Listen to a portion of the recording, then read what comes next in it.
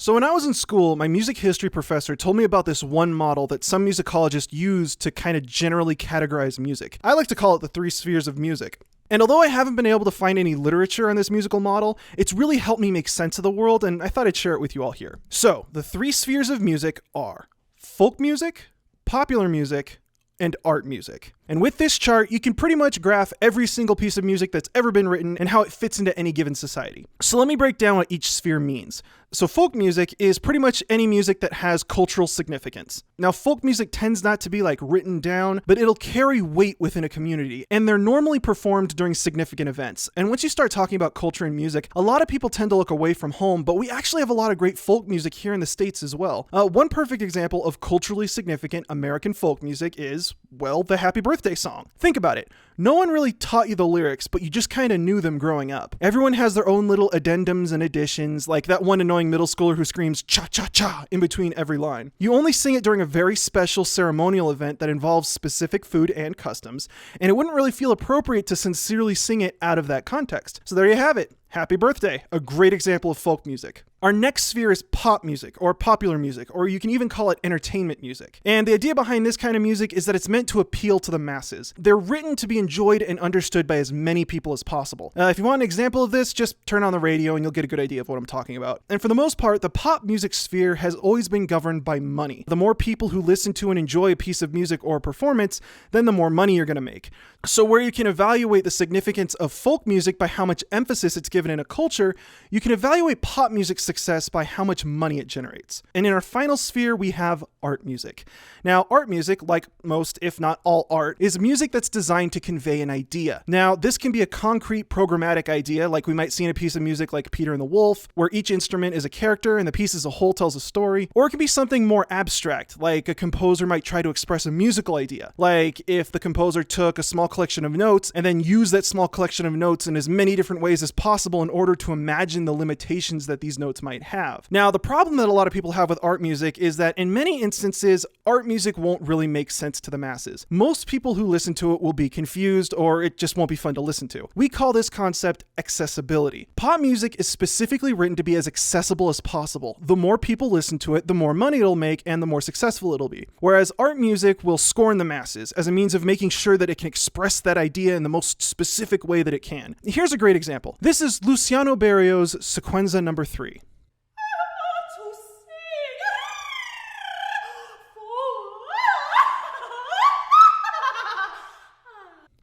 Now, I know what you're thinking. This just sounds like a lady in a nice dress on stage screaming at an audience.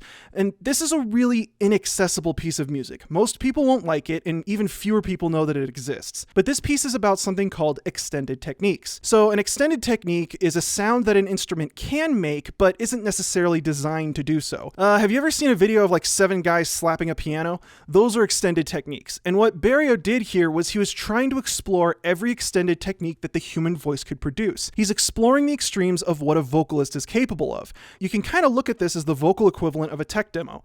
No one is looking at this frog going, oh my god, game of the year, 10 out of 10.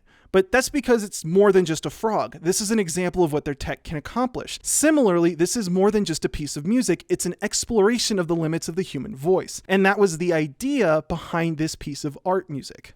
Okay, so now you have the 3 spheres, and you might immediately start noticing problems. Like, okay, so once a piece of music is put on this chart, is it just stuck there forever?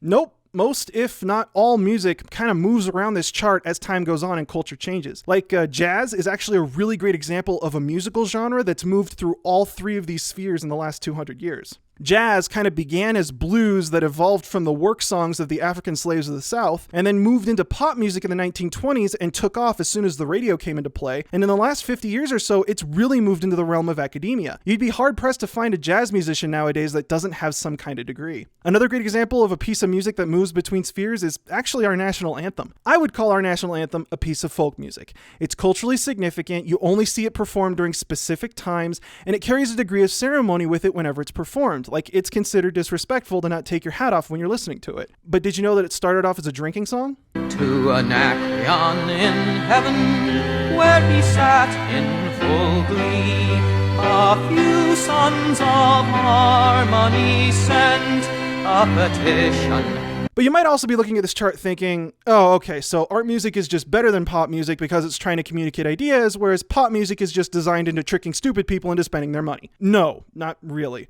You tend to see that kind of sentiment from people who are trying really, really hard to make themselves feel better. Like when I talked about pop music, I didn't say that it sucked. I just said that trying to bring it into the realm of academia with discussion on what higher brow ideas it might be conveying is kind of pointless. Like when you talk about an album going double platinum, that has nothing to do with the music's construction or how well it conveyed an idea, but it's how many units were sold. But there is a significant amount of skill that goes into determining what is and what will be popular. Next time someone tells you that all pop music is just trash and that everyone who listens to it is sheeple because everything is so predictable, then you tell them to start their own band and prove it. Because trying to anticipate what's going to be popular is immensely difficult, and the only thing that person would stand to lose would be the potentially millions and millions of dollars that they stand to make. But then on the other side of things, you hear stuff like this guy talking about writing music for film directors. My great problem that I found and shared with a lot of other composers is that you, to be blunt about it, you're working for idiots half the time. And it is very demeaning to spend hours, days, and weeks convincing a musical illiterate that what you've written really isn't so bad. Now, see, from a studio perspective, this is suicide. No studio wants to take giant risks with their millions and millions of dollars on one composer who doesn't want to answer to their director.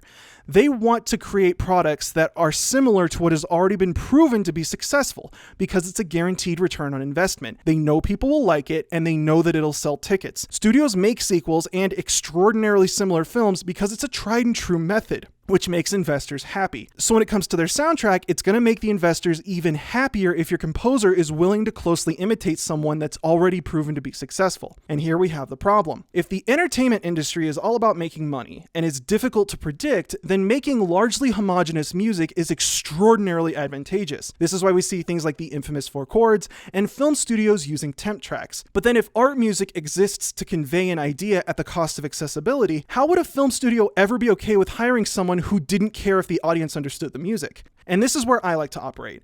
Too stupid for academia, but still crazy enough to not make any sense. Completely unemployable.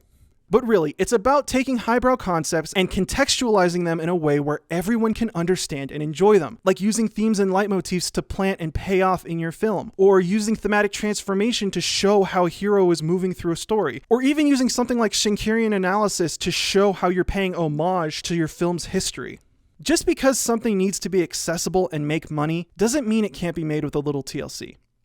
So those are the 3 spheres. Hopefully they help you out next time someone tries to tell you that their favorite rock band is better than Beethoven because their record went double platinum or something. Or maybe it can help you shut up that one neckbeard who thinks he's better than the entire record industry. But if there's only one thing you took away from this, remember, it's that having a beer in your hand while you listen to the national anthem is culturally significant, historically appropriate, and is cultural appropriation if anyone else tries to do it.